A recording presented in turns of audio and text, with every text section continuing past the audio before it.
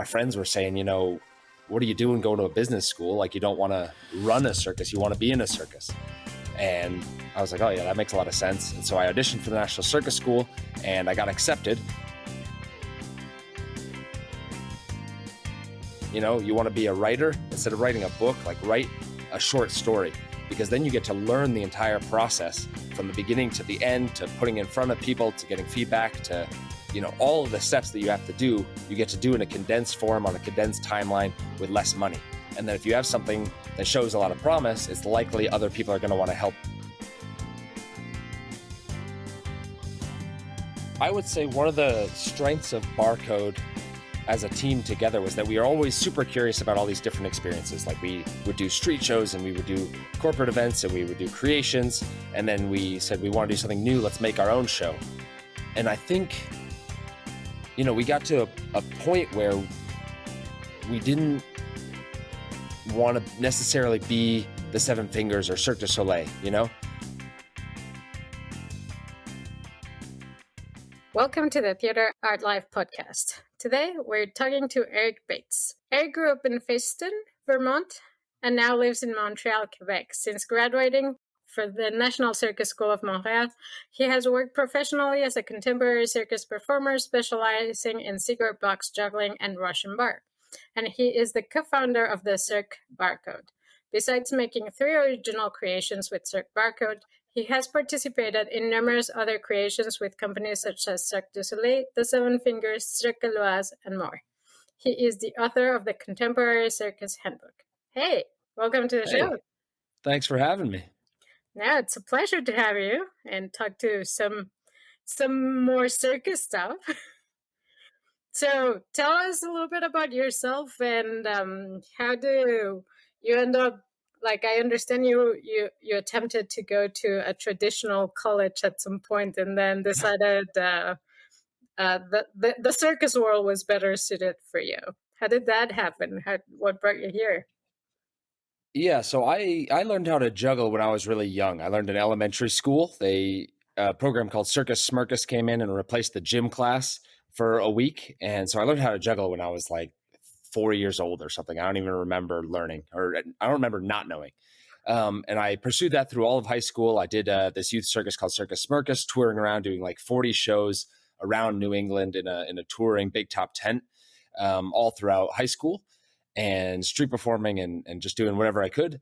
And so then when I graduated and it was time to go to college, I was a pretty good student and thought smart kids go to college.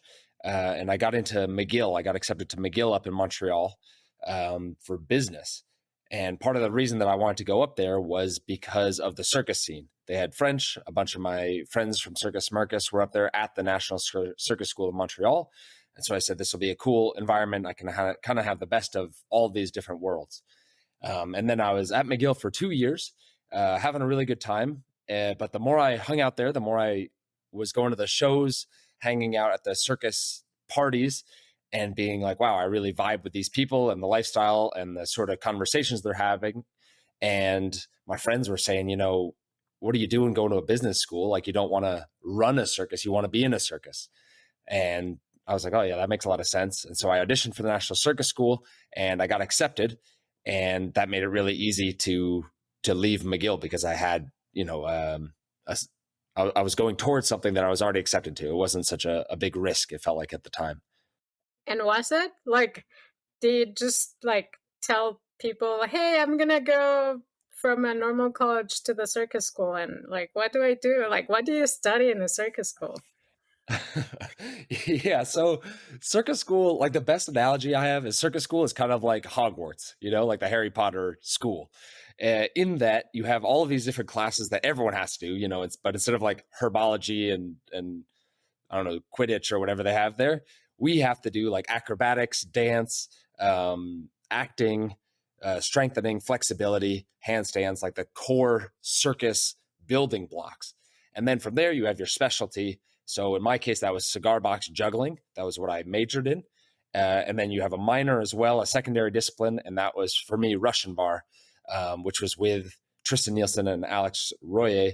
And we eventually went on to found Cirque Barcode together and just toured around the world and worked together for nearly 15 years. And I thought I had a cool major saying I majored in visual arts and sculpture with a minor in theater production. uh, but here we are with the weird majors and minors. Yeah, it's cool. You go to the circus school and it's really wild. Like looking back at it, you kind of take it for granted and get used to it. But when you go in there for the first time, there's someone riding a unicycle, like 3 people swinging from the ceiling, people doing one-arm handstands, a whole group of jugglers. It's really pretty cool to walk into that space and just see all this talent amassed in one building. I bet. So what did ENC, or what is ENC special? Why is it special to you, and why is it special to the world? There's a handful of circus schools in the world only. Sure. Well, there's quite a few high-level circus schools. Maybe 1 or 2 good ones per country, though. So you've got, ESAC in Belgium. You've got Fratellini in France. You've got let's see, Circadium, or the one in Vermont. I don't remember the abbreviation in Vermont, but something circus school in the U.S. And I guess what's the 3 things that make up a circus school are good coaches, good facility, and then the choices they make in terms of programming. And so I think a lot of these buildings are getting a lot better. They all have trampolines and foam pits and maybe a sprung floor, different ways to rig acrobatics.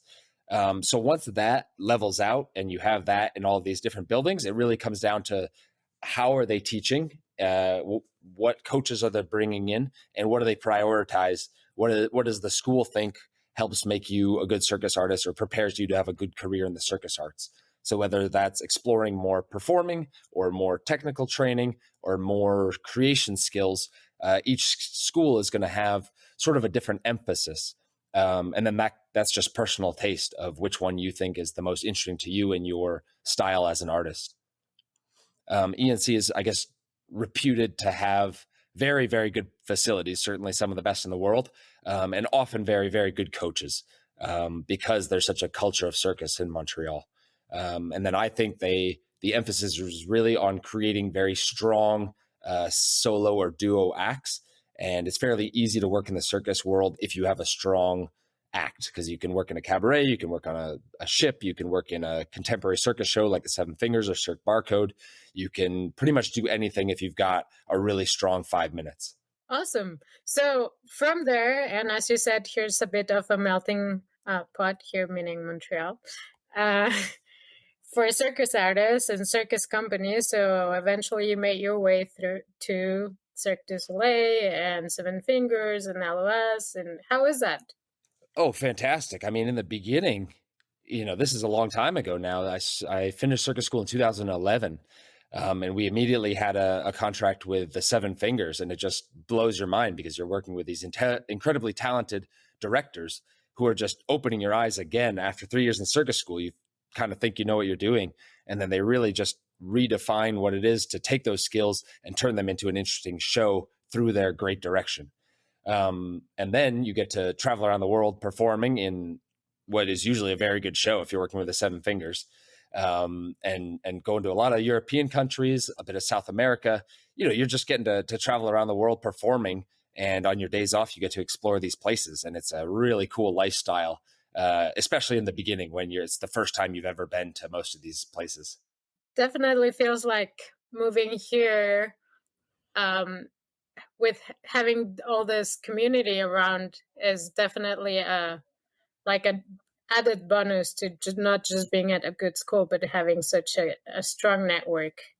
Yeah, I'd say the community is one of the major things that got me into it. Just these people that are willing to have a different lifestyle and also are very passionate about the things they're doing.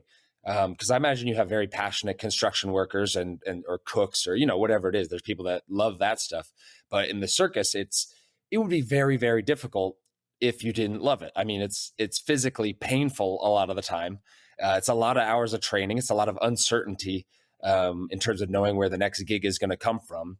And then it's a lot of really real highs when you're on stage and working collaboratively with new people and managing to do amazing things together as a team. is just such a kick that I think is very different from a lot of other jobs. And how do you go from there? Like, I guess that's a little bit what eventually made you merge your business side with the performing side and started Cirque Barcode. That eventually led you to merge your passion of circus with your knowledge of business and start your own company. Yeah, so in the beginning, we were calling ourselves Barcode because we were a Russian bar trio, and I guess the default, if you don't have a name, is just to say, the Alex Royer trio, like the name of your flyer. And because of my ego, I wasn't going to have that. I was like, we need a team name that people call us. So we started discussing it, and Barcode sounded cool, and it had the word bar in it, and we're like, oh yeah, people will totally get that that's like Russian bar barcode, which no one does, of course. But eventually you keep calling yourself that, and people just think, oh, Barcode is those people, like any name, like Captain Crunch or whatever. And so we started calling ourselves Barcode Circus Company before we were a company, just as a way to identify ourselves and say that we did more things than just Russian bar as well. And then we did, let's see, we must have done nearly 7-8 years together, working for other companies. And eventually, we did shows with the Seven Fingers. We did a 3-year contract with them doing Sequence 8. Then we did a bunch of gigs around the world, short-term contracts like a summer show or a winter cabaret, or a bunch of one-off like a fashion show or a $70 million wedding in India, or just a lot of crazy events. But they started to sort of become the same thing over and over. Like, we show up, we make our act to a new music, we perform at this bank's Christmas party, whatever. Very cool, but not super fulfilling. Not the reason we got into doing circus in the first place, which was, at least in my case, because I was inspired from having seen shows. And so we got to the point where we're like still looking for new experiences, and we said it's time to make a show ourselves. And that's where we founded officially Cirque Barcode as a company, and we made our first show, Sweat and Ink. And how's that working out now? How's that working out? So we did that about 5 years ago, I want to say. We made Sweat and Ink, and that was like a 1.5 year process, right? Like, you say, we're making a show, and you get a grant and you start creation. And at least in my case, it just blindsided us. It was so much more work than we thought. We were like, we have all the circus acts. We basically have a show. Like, the work is done, right? And then you do all this, and you find out that there's so much more to the process of getting a show on stage, in terms of selling it, booking it, and marketing it, and booking space, and rehearsing, and getting funding, and then telling these theaters to book it, and directing yourselves, or hiring someone to direct you, and musical creation. And there's just so many more elements that go into a show, and a lot of them, all of that work gets done before the circus artist even gets into the room. It's like a different creative team that has already done all that work. And so we really got a new appreciation for how much goes into putting a show on stage. And so we did that for a few years. And midway through, there's the pandemic. We made a second show, Branche. And then after that, we made a street show called See You Down the Road. And now we're there. We've stopped playing Sweat and Ink. Branche is still rolling.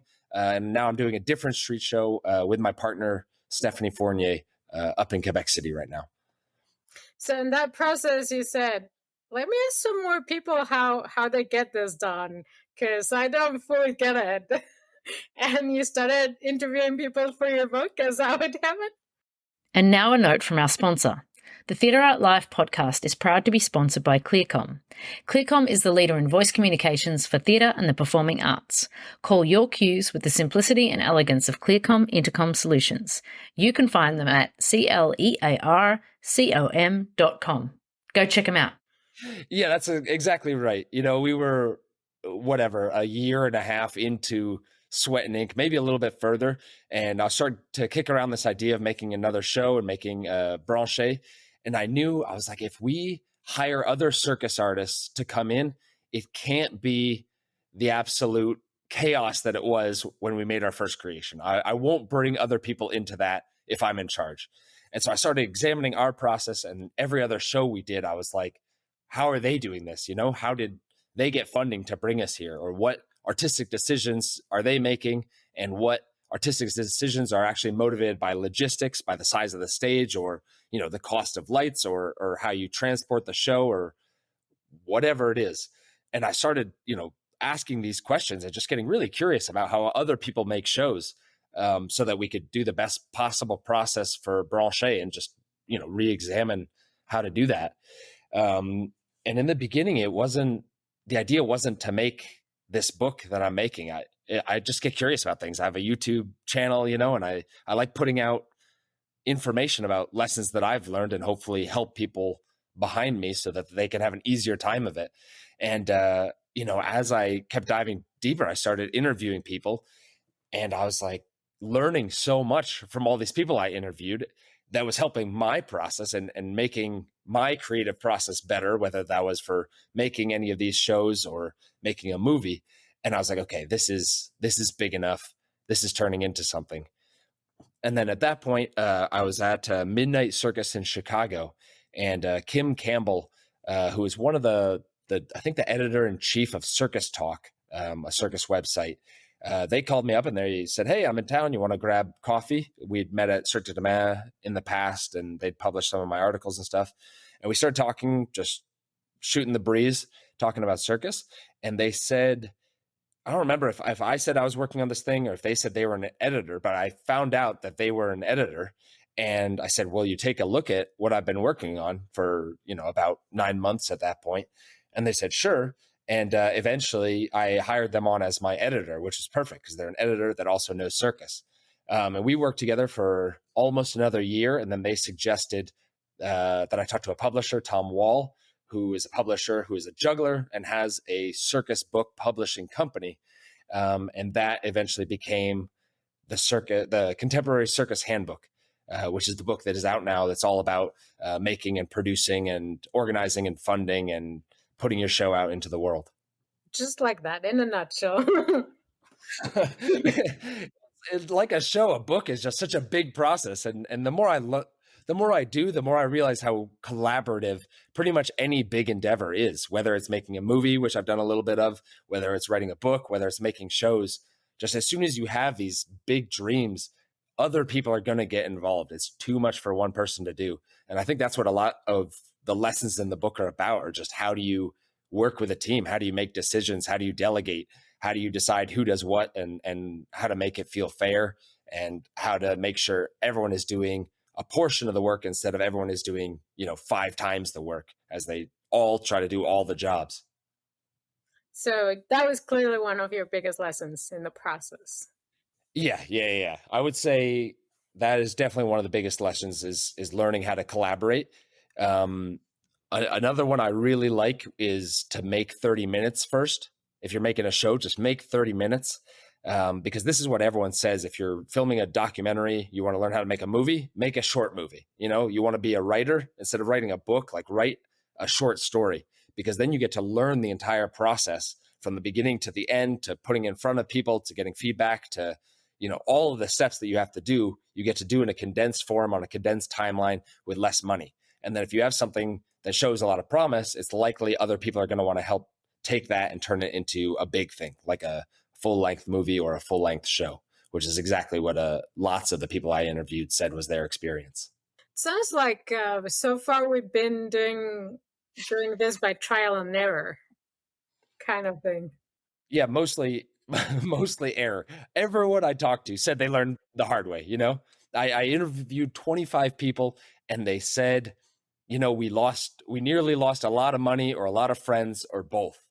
And that was exactly my experience creating. And I was like, why does everyone have to learn this the hard way? I'm looking on YouTube how to do this. I'm looking on just all the places, looking for books, looking for any sort of information. And it just wasn't there.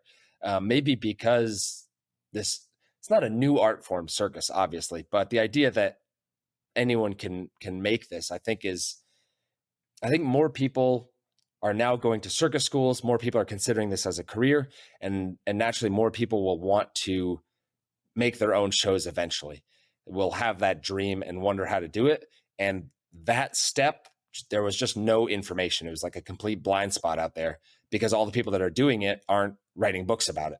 And I guess that's just how I think, as I like to write stuff down and collect information and organize it and figure out how to get it to other people.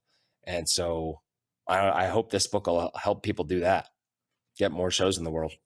I wonder how, or if you considered or had a relationship or like some sort of connection to other performing arts forms that are out there that have more of a little bit of more, I don't want to say history, but like, let's say that already have books or already have college degrees about. And you make me think, because I saw that James Tanabe reviewed your book, and he's got some, I think it's musical background, and he sometimes, you didn't know? No, I knew he did producing and he graduated from the National Circus School. So I would have considered him a circus person, but. Yeah, no, he's got an interview with us, and we spoke a little bit of how he has some, pretty sure it's on Broadway, that he has some experiences on the musical world and then on circus, and he can like relate some side to the other. But yeah, I was wondering if you had the chance to talk to other people in other performing arts branches that could help us learn from their mistakes as well, or from a process that more or less works for them, see what can we take from them. Sure. I interviewed Edgar Zenondeas and Lydia Bouchard, who are both dancers that also work with circus, because I thought it'd be interesting to see how they overlap and what similarities and differences they see. And for example, in dance, there's usually the choreographer. And I guess in theater, that would probably be the director is in a similar role. And the dancers follow what they do. There's not a lot of sort of input into the process unless they say, hey, go, find a count of 8 or something. It's much more hierarchical than in circus. And I think circus has this beautiful chaos of everyone thinking they are part of the creative process, and are maybe could learn something from dance in that that it gets very complicated if everyone is trying to be the director. And I think that can be great, but I think one of the most important things in a creation is you need to know how decisions are made. And that's a good lesson to take away from the dance hierarchy. Yeah, it's always like for us as technicians is who are we listening to in the rehearsal room, because we can't listen to everyone, right? So yeah. Everyone's gonna have their opinion, and sometimes it's you just want to say, listen, I love that idea, but it's not your show. It's that director over their show. It's her show. And we need to make sure we're following her vision, because it's easy to get lost otherwise. But then, I talked to Gypsy Snyder, the co-founder of the Seven Fingers, and they say, I want everyone to do what I want, but I also want them to surprise me. And of course, that's a paradox that I think is every director's dream. But how do you get to that?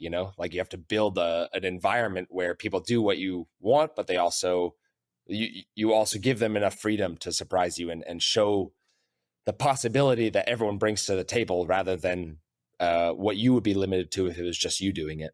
And that's the beautiful part of the collaborative process. I was gonna say, I think that's the ultimate team work in a creative, like a teamwork. Yeah, within the creative arts, when everything that's done in a team, that would be the ultimate team effort, when everyone feels safe, so that that you can experiment within a box, and the parameters, what everyone's going to kind of do, but you don't know what they're going to come up with, kind of thing. Totally. And, find that perfect safe space where everyone can be themselves and expect, but at the same time create. Yeah. And I think what you touched on there by saying safe space is really important, that people have trust that their director is going to take them somewhere cool. Because if they don't have that trust, that's where you get that sort of, anarchy or rebellion, or people not all rowing in the same direction.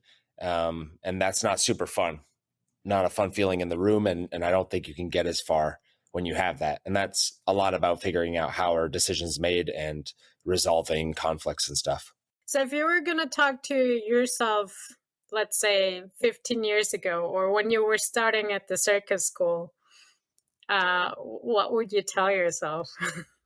It's interesting because I was talking to some people that were starting a creation with the seven fingers. You know, they were graduating the school, and I was like, oh God, I gotta tell them about negotiation. I gotta tell them about how to get a good contract, and per diems maybe aren't taxable, and rah rah rah.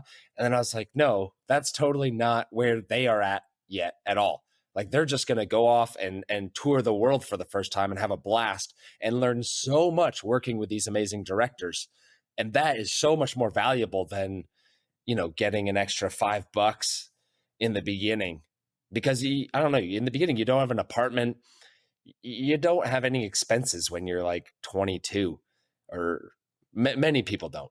That's not fair to say for everyone, but it's easy to save money if you're smart in this career and you're just constantly on tour and a company is paying for everything, which is often the case in circus, that you're lodged, housed, fed, and paid to do the shows.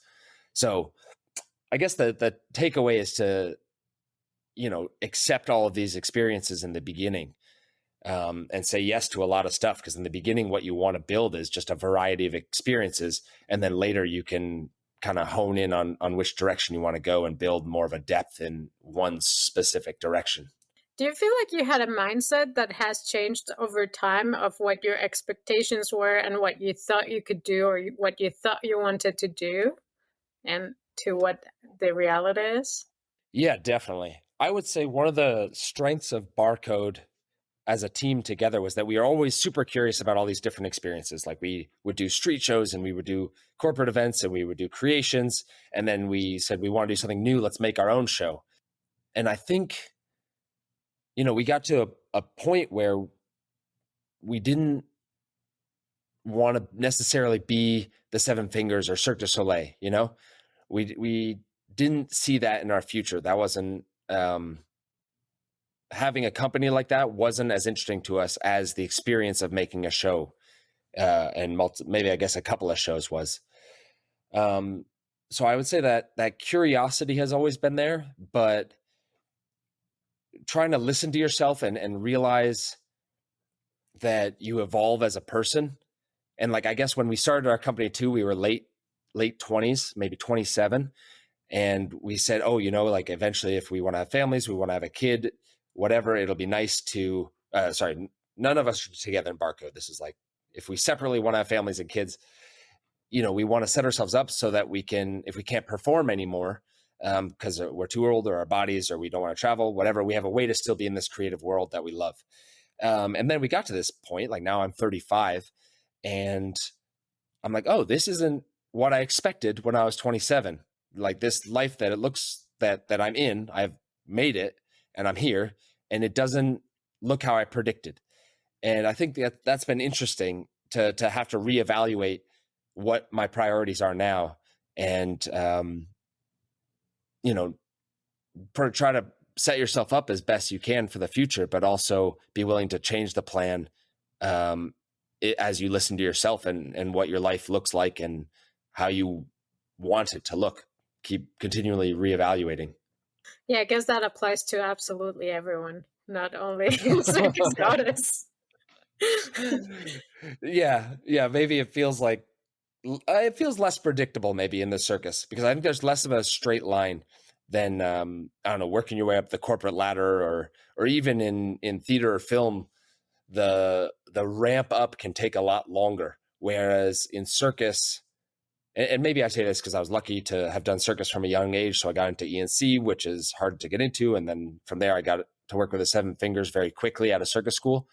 But you're very quickly working with all of these sort of dream companies, like at the top of the game, doing these huge events. Like I said, there's $70 million weddings in India, just entrusted to some kids that do flips, And so I guess it quickly makes you reevaluate what you want to do, because you can get to these accomplishments very quickly. And it's less about just achieving every single thing, like getting an Oscar or doing Hollywood or whatever, and more about recognizing what's actually interesting to you and fulfilling. That's a nice way to put it. And it's true. Yeah. Well, from my perspective, it's accurate, an accurate description. What would you say it's your favorite thing about your job? What's my favorite thing about my job? I would say having the best and worst part, I guess, is the flexibility and the uncertainty and the space that leaves you to try new things. And then, of course, the downside is that you never know what's coming next. So it's a balance between lots of amazing projects falling in your lap that you never even heard of or dreamed of, and then suddenly you're doing this crazy show that's, you know, opens a whole new world to you, and also the ability to create a show if you want. Like right now, I'm doing a street show with my girlfriend because we have been together for 7 years. We met on a Cirque du Soleil show, and then we never got to work together in the 7 years since. And she's worked for Cirque du Soleil, Cirque Eloize, Seven Fingers, same as me, but just never at the same show at the same time. And so we said, okay, how can we create opportunities for ourselves so that we can have the life that we want at this point? And so we just made a show, and you can just do that in this world. You can just make it up, and if people want to buy it, then that's great. So yeah, I would say that's currently my favorite thing. That's why I like, today I want to do this. Let's just make it happen. Yeah, and then of course you just have to put in a ton of work, like even doing a show on the street. You know, we practiced for like a couple of months to get ready, and that's already on top of all the skills we already have. So I guess the other lesson is everything takes 10 times more work and time than you think it will.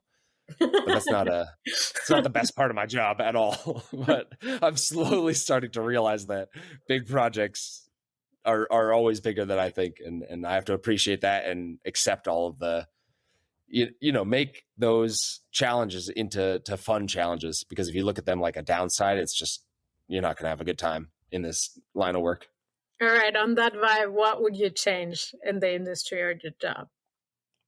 I guess it was a shock for us going from the corporate world of doing events to the world of doing shows, because it's not at all the same market. Like we'd done Cirque du Soleil twice, we'd done all these just enormous events. We performed at G7, like we'd done all these things, and then we say, hey, we have a new show, we're super well known, and no theaters knew us except the ones that had seen us with the Seven Fingers already. And they're just completely different markets. And so trying to break into that and realizing, all the politics of having to talk to all these theaters and convince them and I find that kind of tedious. So I don't know how I would change it though, because it's a hard model to make the art that you want to make, but also pay the bills. It takes a lot of work and a lot of time and a lot of money. And then it can't all be necessarily put on the theater goers to foot that bill. It would just be outrageously inaccessible. So I don't have a solution here, but I do think the future of circus and performing in general is going to have to try to tackle that problem and figure out how to make art more accessible, but also, still pay the artists. Sounds like a 1,000-year problem. Oh my God. Yeah. Yeah. But on the other hand, I'm sure you could somehow get someone that can do all the funding part, marketing part, and all that part that you don't enjoy as much, and make sure he pays his salary and yours. Perhaps. Yeah, I think you just got to build that team. Whereas as individual circus artists, you are usually a one-man band.